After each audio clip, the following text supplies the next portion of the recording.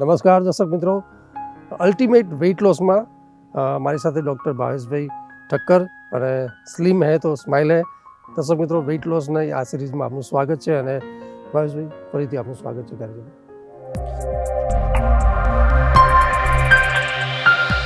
Weight લોસના expert doctor Bhavesh Thakkar કે જેમને ઓબેસિટી વિષયનો અભ્યાસ 1998માં નડિયાદ ખાતે આવેલ JS આયુર્વેદિક કોલેજથી BMS કર્યા પછી પોતાના ક્લિનિકની શરૂઆત કરી હતી. પહેલા જ દિવસથી ડૉક્ટર ભાવેશ ઠક્કરે ઓબેસિટીની સારવારમાં 20,000 જેટલા પેશન્ટની સફળતાપૂર્વક સારવાર કરવાની સાથે સાથે વિશેષ ઓબેસિટીની સારવારમાં એક જ પેશન્ટનું 57 kg વજન ઘટાડવાની અસાધારણ સફળતા મેળવી છે. વેઇટ લોસ માટે ડૉક્ટર ભાવેશ ઠક્કરને 2007માં ગુજરાતના હેલ્થ મિનિસ્ટર શ્રી અશોકભાઈ ભટ્ટ દ્વારા સન્માનિત કરવામાં આવ્યા હતા. તેમજ 2021માં જાણીતી અભિનેત્રી નોરા ફતેહી દ્વારા ગુજરાતનું બેસ્ટ આયુર્વેદિક વેઇટ લોસ માટેનો એવોર્ડ પણ એનાયત થયો હતો.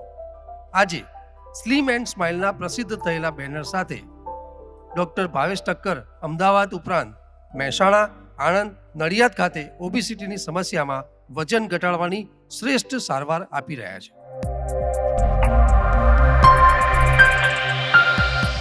ભાવેશભાઈ, ગત એપિસોડમાં આપણે ચર્ચા કરી હતી કે જ્યારે વેઇટ લોસના એક સિરીઝ લઈને આપણે ચાલ્યા છે ત્યારે ચરબી એની વાત કરી હતી આપણે કે ચરબી શું છે, કેવી રીતે બનતી હોય છે અને મેદસ્વીપણું શું છે, ત્યાં સુધી આપણે એની ચર્ચા કરી હતી.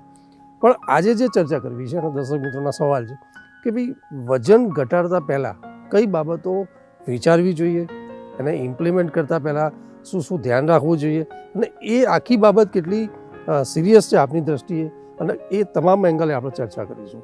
તો દર્શક મિત્રો, ફરીથી આપનું સ્વાગત છે અને જે સ્ક્રીન ઉપર જે નંબર છે એની પર ચોક્કસપણે આપના પ્રશ્નો આપણને મોકલી શકો. ભાવેશભાઈ, જે વાત છે કે વજન ઘટાડતા પહેલાં એ શું શું ધ્યાન રાખવાની બાબત છે અથવા તો કેટલી સિરિયસ બાબત છે? વજન ઘટાડવું એ પણ એક આઈ થિંક બહુ જ સિરિયસ બાબત છે, તો એને લઈને સવાલ છે. તો વજન ઘટાડતા પહેલાં કઈ બાબતો ધ્યાન રાખવી? અત્યારે જે લોકોના વજન વધી રહ્યા છે એમાંથી 60થી 70% લોકોના વજન ઘટાડવાનો અયોગ્ય પ્રયત્નથી છે. મતલબ વજન ઘટાડવાનો જો આપણે પ્રોપર પ્રયત્ન ના કરીએ તો જ સૌથી વધુ વજન વધતું હોય છે.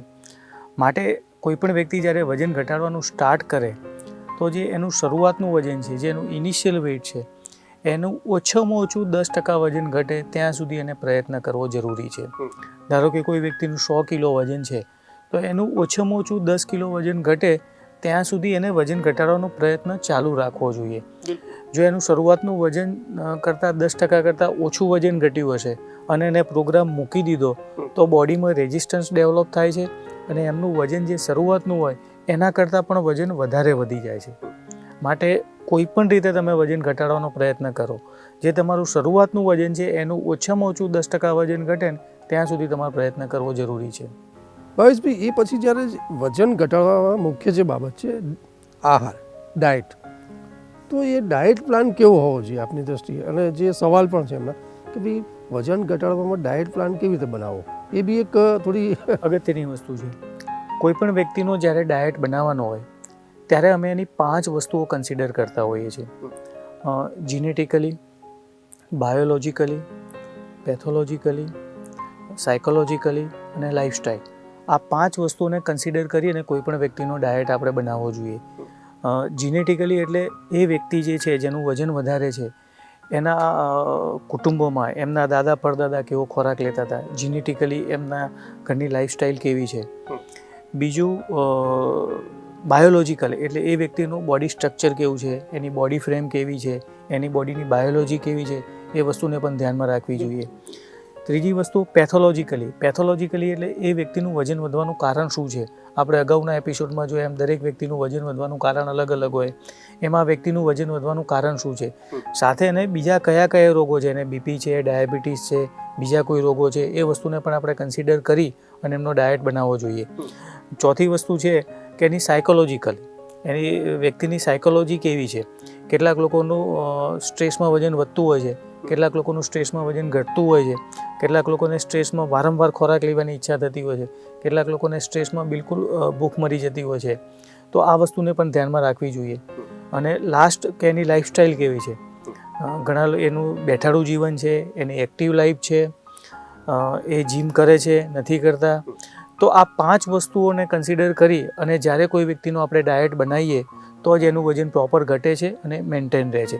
મતલબ 5 વસ્તુઓ એટલે કે એની જીનેટિકલી, બાયોલોજીકલી, પેથોલોજીકલી, સાયકોલોજી અને એની લાઈફસ્ટાઈલ, આ 5 વસ્તુઓ ધ્યાનમાં રાખી અને કોઈ પણ વ્યક્તિનો ડાયટ બનાવવો જોઈએ. ભાવેશભાઈ, જીનેટિકલી તમે જ્યારે વાત કરી ત્યારે આજે એ સવાલ બીજો પણ થાય છે, દર્શક મિત્રોનો પણ સવાલ છે કે આપણે જોયું છે કે એક પરંપરા જે ચાલતી હોય છે દાદા પરદાદાથી રહી અને એ એના છોકરાઓમાં પણ આવતું હોય છે, તો વારસાગત જે છે, જે વેટ લોસની વાત છે, તો એ કેટલું ડિપેન્ડ કરતું હોય છે વજનમાં? ઘણા લોકો એવું કહેતા હોય છે કે ભાઈ અમારા વારસામાં જ બધાના વજન વધારે છે એમ. પણ વારસાગત તમને ઓબેસિટી મળી હોય તો જ્યારે એ બાળકનો જન્મ થાય છે, એનું જે બર્થ વેઇટ છે એ એનું 4 કિલો કરતાં અથવા વધારે હોય તો જ એને વારસામાં મળ્યું એ આપણે કહી શકીએ. હવે એનું 5-7 વર્ષ પછી કે 10 વર્ષ પછી બાળકનું વજન વધતું હોય છે તો એને આપણે જીનેટિકલી ના કહી શકીએ. કારણ કે જે ફેટ આપણા બોડીમાં વધતી હોય છે એ 2 પ્રકારે વધતી હોય છે. જ્યારે તમને વારસામાં ઓબેસિટી મળી હોય તો એમાં નંબર ઓફ ફેટ સેલ જે હોય છે એની સંખ્યા ઘણી વધારે હોય છે. તો એ બર્થથી જ આપણું હોય, બર્થ વેઇટ જ આપણું વધારે છે તો આપણે એને જીનેટિકલી ગણી શકીએ. પણ 5, 7, 10, 12 વર્ષ પછી જ્યારે વજન વધતું હોય છે ત્યારે નંબર ઓફ ફેટ સેલ નથી વધતા પણ ફેટની સાઇઝ મોટી થતી હોય છે. એટલે આપણે એમ કહીએ કે ભાઈ વારસામાં મને અમારા ઘરમાં બધાનું વજન વધારે છે પણ એ તમારું બર્થ વેઇટ વધારે હોય તો જ એને વારસો કહી શકીએ, બાકી એને વારસો ના કહેવાય. એ આપણી લાઈફસ્ટાઈલ વારસામાં મળી એ કહી શકીએ આપણે. ભાવેશભાઈ, એ પછી આપણે જે વાત કરીએ ત્યારે વજન ઘટાડવામાં જે મુખ્ય બાબત છે ડાયટ, અને એ આપણે ડાયટ ફોલોઅપ કરવાની બાબત હોય છે. વેધર ઇટ ઇઝ કે એ ન્યુટ્રિશન જે પણ એક્સપર્ટ એ લોકોના જે એડવાઇસ કરતા હોય છે, ડૉક્ટર પણ કરતા હોય છે. તો જ્યારે ડૉક્ટર્સ કે કોઈ એવા લોકો જ્યારે ડાયટ ફોલોઅપ કરવાની વાત કરે તો શરૂઆતમાં જે ડાયટ ફોલોઅપ કરવામાં કઈ બાબતો ધ્યાન રાખવી જોઈએ? એટલે કે તમે જ્યારે કોઈ પણ વ્યક્તિ વજન ઘટાડવાનું સ્ટાર્ટ કરે ત્યારે એમને થોડી ઘણી તકલીફો આવતી હોય છે. આપણું બોડી 2 ફ્યુઅલ ઉપર ચાલતું હોય છે, સુગર ફ્યુઅલ ઉપર અને ફેટ ફ્યુઅલ ઉપર. જે ગાડી છે એ 2 ફ્યુઅલ ઉપર ચાલતી હોય છે, CNG ઉપર અને પેટ્રોલ ઉપર. ગાડીને આપણે સ્ટાર્ટ કરીએ એટલે પેટ્રોલ ઉપર સ્ટાર્ટ થાય છે અને થોડા સમય પછી એ CNGમાં કન્વર્ટ થાય છે. એમ આપણા બોડીને જ્યારે એનર્જીની જરૂર પડે ત્યારે સુગર ફ્યુઅલ ઉપર ચાલતી હોય છે અને થોડા સમય પછી ફેટ ફ્યુઅલ ઉપર ટ્રાન્સફર થઈ જતી હોય છે. હવે તમારું વજન વધ્યું છે એનો મતલબ એ થયું કે તમારું બોડી સુગર ફ્યુઅલ ઉપર જ ચાલે છે, ફેટ ફ્યુઅલ ઉપર ચાલતું નથી અને ફેટ તમારી ડિપોઝિટ થઈ જાય છે અને વપરાતી નથી.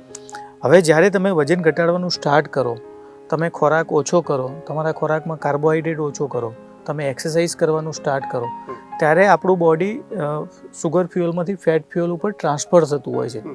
અને બોડી જ્યારે સુગર ફ્યુઅલમાંથી ફેટ ફ્યુઅલમાં ટ્રાન્સફર થાય ત્યારે આપણું બ્લડ થોડુંક એસિડિક બનતું હોય છે. એટલે શરૂઆતના સ્ટેજમાં થોડા ઘણી તકલીફો થઈ શકે કે જ્યારે બ્લડ એસિડિક થતું હોય ત્યારે કેટલાક લોકોને ચક્કર આવી શકે, નોઝિયા એટલે કે વોમિટિંગ જેવું સેન્સેશન આવ્યા કરે, આખા શરીરમાં નાના મોટા દુખાવા થાય, ક્યારેક તાવ જેવું લાગે. આવું શરૂઆતના સ્ટેજમાં 3-4 દિવસ લાગતું હોય છે. એટલે તમે કોઈ પણ રીતે વજન ઘટાડવાનો પ્રયત્ન કરો અને શરૂઆતના સ્ટેજમાં આવું લાગે તો એ ચિંતા કરવાની બિલકુલ જરૂર નથી, આ નોર્મલ છે. આવા સમયે તમે દિવસમાં 2-3 વાર લીંબુ પાણી લઈ લેશો ખાંડ વગર તો આ ધીમે ધીમે 3-4 દિવસમાં બધું ક્લિયર થઈ જશે. બિલકુલ ભાવેશભાઈ, તમે બહુ ક્રુશિયલ વાત કરી અને બહુ જે એક સિરિયસ બાબત કે જ્યારે વેઇટ લોસ કરવાની બાબત છે ત્યારે આહાર મોટી બાબત છે. પણ જ્યારે કોઈ એક્સપર્ટાઇઝ ડૉક્ટરની વાત કરી કે જ્યારે ડૉક્ટર કોઈ ફોલોઅપ કરવાની વાત કરે ડાયટ, તો એમાં શું ધ્યાન રાખવું? આ બહુ અગત્યનો પ્રશ્ન છે.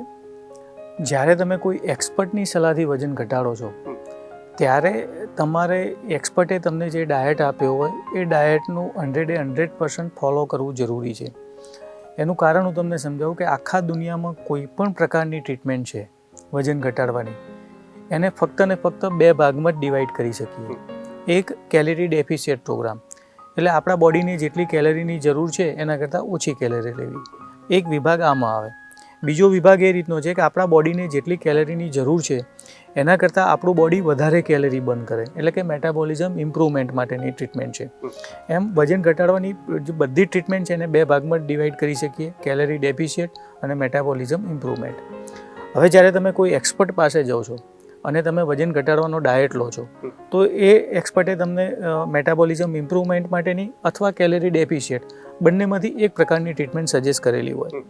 હવે ધારો કે કોઈ એક્સપર્ટે તમને કેલરી ડેફિશિયટની ટ્રીટમેન્ટ સજેસ્ટ કરેલી છે, તમે ડાયટ ફોલો કરો છો, એની સાથે સાથે તમને કોઈએ કહ્યું કે આનાથી વજન ઘટે, ગૂગલ ઉપર સર્ચ કર્યું આનાથી વજન ઘટે, એ વસ્તુને તમે એની અંદર મિસમેચ કરો છો, મતલબ એની સાથે એડ કરો છો, અને એ વસ્તુ જો કેલરી મતલબ મેટાબોલિઝમ ઇમ્પ્રુવમેન્ટ માટેની આવી અને તમે કેલરી ડેફિશિયટનો પ્રોગ્રામ આપ્યો તો બંને વસ્તુ એકબીજા સાથે ક્રોસ થશે અને તમારું વજન નહીં જ ઘટે. એ જ રીતે કોઈ એક્સપર્ટે તમને મેટાબોલિઝમ ઇમ્પ્રુવમેન્ટ માટેની ટ્રીટમેન્ટ આપેલી હોય, એ માટેનો ડાયટ આપેલો હોય, એની સાથે તમે ઘી તેલ બંધ કરશો, એકદમ ક્રશ ડાયટ લેશો, મતલબ કેલરી ડેફિશિયટ પ્રોગ્રામને એડ કરશો તો પણ એક એની ઇફેક્ટ નહીં આવે અને બંને એની ઇફેક્ટ નલિફાઈ થઈ જશે અને તમારું વજન પ્રોપર નહીં ઘટે. માટે જ્યારે તમે કોઈ એક્સપર્ટની સલાહ લઈને વજન ઘટાડો છો ને ત્યારે જે એક્સપર્ટે તમને જે કહ્યું હોય એનું કમ્પ્લીટ ફોલો કરવું જરૂરી છે. ભાવેશભાઈ, જ્યારે વેઇટ લોસની વાત આવે છે, વજન ઘટવાની બાબત આવે છે, વજન ઘટતા પણ હોય છે, આપણે જોયું છે, પણ મોટે ભાગે આપણે જ્યારે એક આખું સર્વે કર્યું છે અને લોકોમાં જે પોતાના એક્સપિરિયન્સ અને લોકોના સવાલ પણ હોય છે કે ભાઈ અમે વજન તો ઘટાડ્યું પણ એ પાછું થોડા ટાઈમ પછી ગેઇન પણ થઈ જાય છે, તો એની પાછળ જે કારણ હોય કે ભાઈ ઘટેલું વજન શા માટે વધી જાય એની વાત કરીએ તો અત્યારે આખા વર્લ્ડમાં જેટલા પણ પેશન્ટ વજન ઘટાડે છે એમાંથી લગભગ 80% વજન પાછળથી વધી જતા હોય છે, અને જે પાછળથી વજન વધી જાય છે એમાંથી 30 થી 40% વજન તો પહેલાં હોય એના કરતાં પણ વધારે વધી જતા હોય છે. તો વજન ઘટાડવું જેટલું જરૂરી છે એટલું જ જરૂરી છે કે ઘટેલું વજન મેન્ટેન રહે. તો આના માટે 5 વસ્તુઓ જવાબદાર છે. એક, જ્યારે પણ તમે વજન ઘટાડવાનું શરૂ કરો તો જે તમારું શરૂઆતનું વજન છે એનું ઓછામાં ઓછું 10% વજન ઘટે ત્યાં સુધી તમારે વજન ઘટાડવું જોઈએ. ધારો કે તમારું 100 કિલો વજન છે તો ઓછામાં ઓછું 10 કિલો વજન ઘટે ત્યાં સુધી તમારે પ્રયત્ન કરવો જોઈએ. જો તમારું 10% કરતાં ઓછું વજન ઘટ્યું હશે તો એમાં મોટાભાગે પાણીનું પ્રમાણ ઘટ્યું હશે, ઓરિજિનલ ફેટ બહુ નહીં ઘટ્યું હોય એટલે પાછળથી વધી જશે. માટે વજન ઘટાડવા માટેનો પહેલો નિયમ છે કે જે તમારું ઇનિશિયલ વેઇટ છે એનું ઓછામાં ઓછું 10% વજન ઘટવું જોઈએ. બીજી વસ્તુ, તમે વજન ઘટાડવા માટે કયો ડાયટ પસંદ કરો છો. વજન ઘટાડવા માટે તમે કયો ડાયટ પસંદ કરો છો તો ઘણા લોકો વજન ઘટાડવા માટે ખોરાક બિલકુલ બંધ કરી દે છે, ઘી તેલ બિલકુલ બંધ કરી દે છે, એકદમ ક્રશ ડાયટ કરે છે. નો ડાઉટ એનાથી વજન જલ્દી ઘટે છે, પણ આ પ્રકારનો ડાયટ તમે લાઈફ ટાઈમ ફોલો કરી શકતા નથી. એટલે જેવા તમે તમારા રૂટીન ખોરાક ઉપર આવો છો ત્યારે તમારું બોડી એક્સેપ્ટ નથી કરતું અને વજન વધી જાય છે. માટે તમે વજન ઘટાડવા માટે એવો ડાયટ પસંદ કરો જે તમે લાઈફ ટાઈમ ફોલો કરી શકો. ત્રીજી વસ્તુ, વજન ઘટાડવા માટે ઘણા બધા લોકો હાર્ડ એક્સરસાઇઝ કરતા હોય છે. રોજની 2 કલાક 3 કલાક વોકિંગ કરતા હોય છે, રનિંગ કરતા હોય છે, જિમમાં હાર્ડ એક્સરસાઇઝ કરતા હોય છે, એનાથી વજન પણ બહુ સરસ રીતે ઘટી જતું હોય છે. પણ લાઈફ ટાઈમ તમે 3-4 કલાક એક્સરસાઇઝ નથી કરી શકવાના. એટલે જ્યારે પણ તમે એક્સરસાઇઝ અચાનક બંધ કરી દો છો તો આપણું બોડી એક્સેપ્ટ નહીં કરે અને વજન વધી જશે. બીજું કે તમારું વજન વધવાનું જે કારણ હોય એ કારણ પ્રમાણે તમારે એક્સરસાઇઝ કરવી જોઈએ. ધારો કે કોઈનું સ્ટ્રેસ ફંક્શન વીક છે, એવી વ્યક્તિ જ્યારે કાર્ડિયો એક્સરસાઇઝ વધારે કરે છે તો એમનું વજન ઘટવાના બદલે વધી શકે છે. માટે કઈ વ્યક્તિને કાર્ડિયો એક્સરસાઇઝની જરૂર છે, કઈ વ્યક્તિને વેઇટ લિફ્ટિંગની જરૂર છે, કોઈને સ્ટ્રેચિંગ એક્સરસાઇઝની જરૂર છે, એ એમનું જે વજન વધવાનું કારણ છે એ પ્રમાણે નક્કી કરવી જોઈએ. ચોથી વસ્તુ, વજન ઘટ્યા પછી રિવર્સ ડાયટ કરવો જરૂરી છે. રિવર્સ ડાયટ એટલે કે તમે 4 મહિના 5 મહિના કે 6 મહિના ખોરાક ઉપર કંટ્રોલ કર્યો, એક્સરસાઇઝ કરી, વજન ઘટ્યા પછી તમે ફટાફટ ખોરાક વધારી દો અથવા ફટાફટ એક્સરસાઇઝ બંધ કરી દો તો આપણું બોડી એક્સેપ્ટ ના કરે. માટે જ્યારે પણ તમને એમ લાગે કે હવે મારે વજન નથી ઘટાડવું ત્યારે જે વસ્તુઓ ખોરાકમાં બંધ કરી હોય એને સ્ટેપ બાય સ્ટેપ સ્ટાર્ટ કરો અને એક્સરસાઇઝ ધીમે ધીમે ઓછી કરો, મતલબ કે રિવર્સ ડાયટ કરવો જરૂરી છે. 5મી સૌથી અગત્યની વસ્તુ કે દરેક વ્યક્તિનું વજન વધવાનું કારણ અલગ અલગ છે. તમારું જે વજન વધી રહ્યું છે એક લક્ષણ છે, રોગ નથી. શરીરમાં રોગ બીજો કોઈ છે જેને કારણે આપણું વજન વધે છે. હવે તમે સમજ્યા વગર ખાવા પીવાનું બંધ કરો એ તમે સિમ્ટમ્સ ક્યોર કરો છો, ડિસીઝ તો ક્યોર થતો જ નથી. ધારો કે કોઈ વ્યક્તિને મેલેરિયાનો તાવ આવ્યો હોય તો એમને તમે ડોલો આપો, મેટાસિન આપો તો ટેમ્પરરી ટેમ્પરેચર ડાઉન થવાનું છે. જ્યાં સુધી એન્ટી મેલેરિયા ડ્રગ નહીં જાય ત્યાં સુધી એ ક્લિયર નથી થવાનું. એમ તમારું વજન વધી રહ્યું છે એક લક્ષણ છે, રોગ નથી. શરીરમાં રોગ બીજો કોઈ છે જેને કારણે વજન વધે છે. માટે વજન ઘટાડતા પહેલાં તમારું વજન વધવાનું જે કારણ છે એ કારણ નક્કી કરીને એ કારણ દૂર થવું જોઈએ. આમાં 5 પરિસ્થિતિ નથી જળવાતી ત્યારે તમે વજન કોઈ પણ રીતે ઘટાડો એ પાછળથી વધી જાય અને આ 5 પરિસ્થિતિ જળવાય તો જ આપણું વજન જળવાઈ રહે. ભાવેશભાઈ, તમે જે મુખ્ય 5 બાબતોની વાત કરી કે વજન ઘટાડવામાં જે ઇમ્પોર્ટન્ટ બાબતો, પણ જ્યારે વજન ઘટાડવાનું શરૂઆત કરી દીધી તો ત્યારે એવી કઈ ચૂક થાય અથવા તો ક્યારે એવી પરિસ્થિતિઓ બનતી હોય કે વજન વધી જતું હોય છે, એટલે વધવાનું વચ્ચે વધતું પણ જાય, એ ક્યારે ચૂક થાય? કોઈ પણ વ્યક્તિ વજન ઘટાડવાનું શરૂ કરે ત્યારે શરૂઆતમાં જે વોટર લેવલ હોય છે, ઇઝી ફેટ હોય છે, એ જલ્દી ઘટતું હોય છે. થોડું ઘણું વજન ઘટ્યા પછી એક સ્ટેજ એવો આવે છે કે વજન તમારું એનું એ રહે છે અથવા 200-400 ગ્રામ વધે છે. તો તમારું અમુક % વજન ઘટે એટલે બોડી પોતાની રીતે જે મસલ્સ લોસ થયા હોય એને રિબિલ્ડ કરે છે. એટલે ત્યારે અમુક પરિસ્થિતિમાં 10-15 દિવસ પછી ક્યારેક એવું આવે કે 200-500 વજન તમારું વધે, એ નોર્મલ છે. આ સિવાય સ્ત્રીઓમાં જ્યારે માસિક આવવાનું હોય એના 2-4 દિવસ પહેલાં પણ એમનું 1 થી 1.5 કિલો વજન વધતું હોય છે અને માસિક પૂરું થાય ત્યારે નોર્મલ થઈ જતું હોય છે. આ ચરબી નથી વધતી હોતી પણ બોડીમાં વોટર રિટેન્શન થતું હોય છે. જે યુરિન વાટે, પરસેવા વાટે, સ્ટૂલ વાટે જે પાણી બહાર નીકળવું જોઈએ એ શરીરમાં પકડાઈ રહે છે અને ટેમ્પરરી વજન વધારો બતાવતું હોય છે. આ સિવાય જ્યારે તમારી ઊંઘ પ્રોપર નથી થઈ હોતી ત્યારે પણ તમારું બીજા દિવસે થોડું ઘણું વજન વધારે બતાવી શકે. જ્યારે તમારું પેટ સાફ ના આવ્યું મતલબ કોન્સ્ટિપેશન રહેતું હોય ત્યારે પણ ટેમ્પરરી તમારું વજન વધતું હોય છે. આ પ્રોગ્રામ ચાલુ હોય ત્યારે ક્યારેક તમારે આલ્કોહોલ લેવામાં આવે તો પણ થોડુંક બીજા દિવસે વજન વધારે બતાવતું હોય છે. મતલબ આ બધી પરિસ્થિતિઓ નોર્મલ છે. એ 1-2 દિવસ પછી પાછું તમારું વજન જે હોય એ નોર્મલ થઈ જતું હોય છે. મતલબ તમે વજન ઘટાડવાનું શરૂ કરો અને આવી કોઈ પરિસ્થિતિ હોય તો એમાં ફ્રસ્ટ્રેટ થવાની જરૂર નથી. આ નોર્મલ છે, એ પછી પાછું તમારું વજન નોર્મલ થઈ જશે. ભાવેશભાઈ, અહીંયા એક સવાલ બીજો બી થાય છે કે જે ડાયટ પ્લાન છે એ મુખ્ય બાબત છે વેઇટ લોસમાં. હવે કોઈ પરિસ્થિતિઓમાં કોઈ વ્યક્તિ જ્યારે આ શરૂ પણ કરતો હોય છે, પ્રોપર જતો હોય છે, પણ એવી પરિસ્થિતિઓ બની કે જેમાં એ ડાયટ પ્રોપરલી ફોલોઅપ ના કરી શકે, કે ભાઈ એ પ્રોપર ડાયટ ફોલોઅપ ના થયો, તો એ વખતે શું ધ્યાન રાખવું? જે લોકો વજન ઘટાડવાનો પ્રયત્ન કરે છે, વજન ઘટાડવાનું સ્ટાર્ટ કરે છે, એમાંથી જે લોકોનું શુગર ફંક્શન વીક હોય છે, જે લોકોને સાયકોલોજીકલ પ્રોબ્લેમ હોય છે, એ લોકો ડાયટ પ્રોપર ફોલો કરી શકતા નથી. એ લોકોને જ્યારે ખોરાક ઓછો લેવાનું કહીએ ત્યારે પણ એ લોકો લાંબા સમય સુધી રહી શકતા નથી.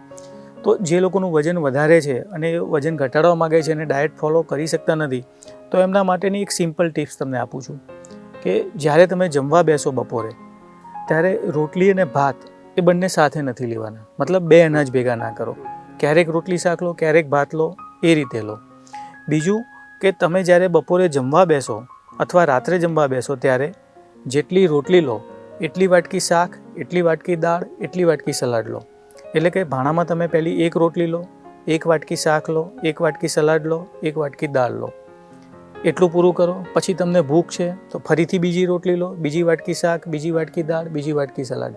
એ જ રીતે ભાત લો તો જેટલી વાટકી ભાત એટલી વાટકી દાળ, શાક અને સલાડ. ઇન શોર્ટ તમે તમારા ડાયટની અંદર દાળ, શાક અને સલાડની ક્વોન્ટિટી વધારી દો. જો તમે ખાલી આટલો ફેરફાર કરશો તો પણ તમારા ડાયાબિટીસમાં અને વજનમાં બહુ નોંધપાત્ર ઘટાડો આવી શકે છે. ભાવેશભાઈ, આપણે લગભગ બધા એંગલે આની ચર્ચા કરી છે વજન ઘટાડવા માટેના ડાયટ પ્લાનથી લઈ અને પ્રોપર ફોલોઅપ લેવામાં. પણ આપનો 25 વર્ષનો બહોળો અનુભવ છે અને સ્લિમ એન્ડ સ્માઇલમાં ઘણા બધા પેશન્ટ આપણે જોયા છે કે એવી કઈ પરિસ્થિતિઓમાં અથવા તો કયા લોકો માટે કે જે વજન ઘટે જ નહીં અથવા તો વજન ઘટવાની કોઈ શક્યતા નથી, એવું ક્યારે? જે લોકોનું શુગર ફંક્શન વીક હોય, મતલબ જે લોકોનું વજન વધારે છે અને સાથે એમને સ્વીટ ક્રેવિંગ્સ, ગળ્યું ખાવાની ખૂબ ઈચ્છા થતી હોય છે, આવી પરિસ્થિતિમાં એ લોકોમાં વજન ઘટાડવું થોડુંક અઘરું થઈ જતું હોય છે. બીજું, જે લોકોની ઊંઘ પ્રોપર થતી નથી હોતી એ લોકો જ્યારે વજન ઘટાડવાનો પ્રયત્ન કરે છે ત્યારે પણ એમનું વજન પ્રોપર ઘટતું હોતું નથી. સાથે કેટલાક લોકોને બીપી માટેની જે બીટા બ્લોકર દવાઓ ચાલુ હોય છે, ડાયાબિટીસ માટેની કેટલીક દવાઓ ચાલુ હોય છે, ત્યારે પણ એ લોકોનું વજન પ્રોપર ઘટતું હોતું નથી. બીજું કે જ્યારે તમે હાર્ડ એક્સરસાઇઝ કરી, જીમ કર્યું, એ પછી તમારા બોડીને જ્યારે પ્રોપર આરામ નથી આપતા, જે બોડીમાં ડીજનરેશન થયું છે એને રિપેર નથી થવા દેતા, ત્યારે પણ તમારું વજન પ્રોપર ઘટતું નથી. મતલબ આ બધી પરિસ્થિતિઓમાં આપણું વજન પ્રોપર ઘટતું નથી. એમ ભાવેશભાઈ, જ્યારે લોકોને જે એક રેગ્યુલર ખાણી પીણીની જે આદત છે અને એ પછી જમવા સાથે લેવાની વાત હોય કે જમ્યા પછી કે પહેલાં, પણ જે એક સ્વીટ ખાવાની લોકોને આદત વધારે હોય છે કે ભાઈ જમ્યા પછી કુછ મીઠા હો જાય, ચલો સ્વીટ લે લે. તો એ સ્વીટ ખાવું એ કેટલું નુકસાનકારક છે, અથવા તો વધારે વેઇટ ગેઇનમાં પ્રોબ્લેમ કરે, અથવા તો કોઈ ઓલ્ટરનેટિવ કોઈ વસ્તુ કરી શકાય કે એવોઇડ કરવું હોય તો એમાં શું ધ્યાન રાખવું? તમને જમ્યા પછી જો સ્વીટ ખાવાની ખૂબ ઈચ્છા થતી હોય તો એક લક્ષણ નથી, એક રોગ છે. મતલબ એ નોર્મલ વસ્તુ નથી. જ્યારે તમારું શુગર ફંક્શન વીક હોય ત્યારે તમને સ્વીટ ક્રેવિંગ્સ બહુ જ આપતા હોય છે. તમારે જમ્યા પછી કંઈક સ્વીટ જોઈએ જ. ભૂખ અને ક્રેવિંગ્સ એ બંને વચ્ચે અંતર છે. ભૂખ એવી વસ્તુ છે કે તમને ઈચ્છા થઈ જમવાની અને તમે કલાક 2 કલાક નથી જમ્યા તો એની બોડી પર કોઈ ઇફેક્ટ નથી આવતી. પણ જ્યારે તમને ક્રેવિંગ્સ આવે છે, સ્વીટ ખાવાની ઈચ્છા થાય છે, કંઈક ખાવાની ઈચ્છા થાય છે, એવા ટાઈમે જો તમે સ્વીટ અથવા કંઈક ખોરાક નથી લેતા તો એવા સમયે તમને ઇરિટેશન થવા માંડે, ચક્કર આવવા માંડે, હાથ પગ ધ્રુજવા માંડે, તો એ આપણું શુગર ફંક્શન વીક બતાવે છે. મતલબ જમ્યા પછી જો તમને સ્વીટ ખાવાની ખૂબ ઈચ્છા થતી હોય એવા ટાઈમે જો તમે સ્વીટ લેશો તો તમારું વજન પણ વધારે વધશે અને ભવિષ્યમાં ડાયાબિટીસ થવાની શક્યતાઓ પણ વધી જશે. માટે તમને જો જ્યારે સ્વીટ ક્રેવિંગ્સ થાય છે, જમ્યા પછી સ્વીટ ખાવાની ઈચ્છા થાય છે, તો એ વખતે તમે સૌ પહેલું 1 ગ્લાસ ધીમે ધીમે પાણી પીજો. છતાં પણ તમને ઈચ્છા થાય છે તો એવા સમયે તમે બદામ, અખરોટ, પિસ્તા અથવા શેકેલા ચણા એક પીસ ખાશો. જો આ રીતે કરશો તો 5 થી 7 મિનિટમાં તમને ક્રેવિંગ્સ બંધ થઈ જશે. પણ એવા ટાઈમે તમે ફ્રૂટ ગાધું અથવા કંઈક સ્વીટ ગાધી તો તમારું વજન પણ વધશે અને ભવિષ્યમાં ડાયાબિટીસ થવાની શક્યતાઓ પણ વધી જશે. સ્વીટ ખાવાની જે બાબત છે એની સાથે એક એવી બાબત કે લોકોને જે બહારનું તળેલા હાઇજેનિક ફૂડ એ બધું એ 100% આજની લાઈફસ્ટાઈલમાં લોકો આદત પણ છે અને મજબૂરી પણ છે ક્યાંક, અને લોકો ખાય છે. તો અહીંયા જે સવાલ છે કે ભાઈ જે ઓઇલ જે યુઝ થતું હોય છે તો એ ઘરનું જે વપરાયેલું ઓઇલ યુઝમાં જે ઘરની વસ્તુ બનાવેલી હોય એ ખાવામાં અને જે બહારના જે ઓઇલ છે એમાં બનેલી વસ્તુઓ, તો ઓઇલ જે ઘરના અને બહારના ખાવાના જે પદાર્થો છે એમાં વેઇટ ગેઇન કેટલું અસર કરે અથવા તો કેટલું એવોઇડ કરવું? આપણે સાંભળીએ છીએ અને જાણવા પણ મળેલું છે કે તળેલી વસ્તુઓ આપણે એવોઇડ કરવી જોઈએ. પણ ઘરની તળેલી વસ્તુ અને બહારની તળેલી વસ્તુમાં ઘણો બધો ફરક છે. ઘરની તળેલી વસ્તુ તમે ક્યારેક થોડા પ્રમાણમાં ખાઓ તો એ બોડીમાં બહુ નુકસાન નથી કરતી. કારણ કે ઘરે આપણે કોઈ પણ તેલને જ્યારે ગરમ કરીએ છીએ ત્યારે અમે એક વસ્તુ તળીએ છીએ. એક વખત તળ્યા પછી તેલનો આપણે ભાગ્યે જ બીજી વખત ઉપયોગ કરતા હોઈએ છીએ. જ્યારે બજારમાં કોઈ પણ તેલ છે એમાં વારંવાર વસ્તુને તળવામાં આવે છે. હવે કોઈ પણ તેલને જ્યારે વારંવાર તળવામાં આવે ત્યારે એમાં એનો ટ્રાન્સ ફેટ ઉત્પન્ન થતી હોય છે. એ ટ્રાન્સ ફેટ જ્યારે તમારા બોડીમાં જાય ત્યારે ઇન્ફ્લામેશન કરે છે. શરીરની અંદરની બાજુ નાના મોટા સોજા ઉત્પન્ન કરે છે, જેને કારણે તમારો ઇન્સ્યુલિન હોર્મોન્સ ડિસ્ટર્બ થાય છે અને તમારું વજન, તમારું કોલેસ્ટ્રોલ અને તમને ડાયાબિટીસ થવાની શક્યતાઓ વધી જતી હોય છે. માટે ક્યારેક તમને તળેલું ખાવાની ઈચ્છા થાય તો ઘરનું તળેલું ખાવું, બહારની તળેલી વસ્તુઓને તમારે એવોઇડ કરવી જરૂરી છે. બિલકુલ. એની સાથે દર્શક મિત્રોના સવાલ હોય છે કે ભાઈ જે ઓઇલ છે એ કયા ઓઇલ સારા, ઓઇલ જે તેલ છે એ કયું ઓઇલ સારું? વજન ઘટાડવા માટે અને કોઈ પણ વ્યક્તિ માટે આખા માર્કેટમાં અત્યારે જે તેલ આવે છે 2 પ્રકારના તેલ આવે છે, એક ફિલ્ટર ઓઇલ અને બીજું રિફાઇન્ડ ઓઇલ. તો એની અંદર ફિલ્ટર ઓઇલ જ સારું છે, રિફાઇન્ડ ઓઇલ સૌથી વધુ નુકસાન કરે છે. કોઈ પણ તેલને રિફાઇન કરવા માટે એને 400 ડિગ્રી સેન્ટીગ્રેડ જેટલા તાપમાને ગરમ કરવામાં આવે છે. હવે જ્યારે આટલા સેન્ટીગ્રેડ તાપમાને એને ગરમ કરવામાં આવે ત્યારે એમાં પણ જેમ સેમ અગાઉ વાત કરી એમ ટ્રાન્સફેટ ઉત્પન્ન થઈ જતી હોય છે અને આપણા શરીરને નુકસાન કરે છે. બીજું કે તેલને રિફાઇન કરવા માટે એની અંદર કેટલાક કેમિકલ મિક્સ કરવામાં આવે છે, જેથી એ તેલની જે નેચરલ સુવાસ હોય એ પણ જતી રહે અને એનો કલર પણ જતો રહે. તો આ કેમિકલ પણ શરીરમાં જઈ અને નુકસાન કરતા હોય છે.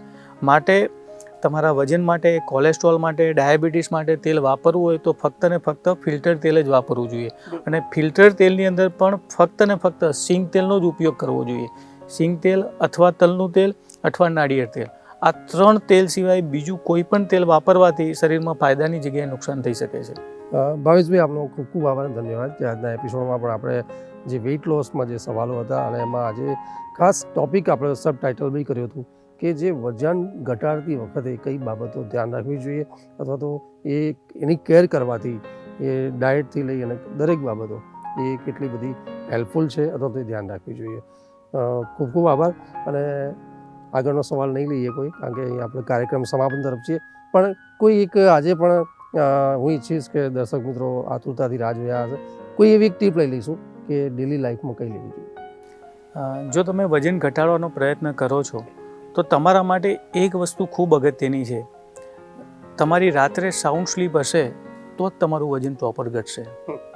માટે જો તમારી રાત્રે ઊંઘ પ્રોપર થતી નથી, તમારી ઊંઘ ડિસ્ટર્બ રહે છે અને તમે વજન ઘટાડવાનો કોઈ પ્રયત્ન કરો છો તો રાત્રે સૂતા પહેલાં 1 વાટકી દૂધ લેવાનું, એની અંદર 1 ચમચી ગંઠોડા પાવડર નાખવાના, એને ગરમ કરવાનું, એક ઉભરો આવે એટલે ઉતારી એમાં 1 ચમચી ઘી નાખી બરાબર હલાઈને પી જવાનું. આ રીતે કરશો તો તમારી ઊંઘ પ્રોપર થશે અને તમે વજન ઘટાડવા માટેનો જે પ્રયત્ન કર્યો હશે એની બોડી પર પૂરેપૂરી ઇફેક્ટ આવશે. ભાવેશભાઈ, આપનો ખૂબ ખૂબ આભાર. અને દર્શક મિત્રો, અલ્ટિમેટ વેઇટ લોસમાં આજે આટલું જ. ફરીથી મળીશું આવતા એપિસોડમાં વેઇટ લોસના કન્સર્નના જે સવાલો છે આપના અને નવા મુદ્દાઓ સાથે. અત્યારે રજા આપશો. નમસ્કાર.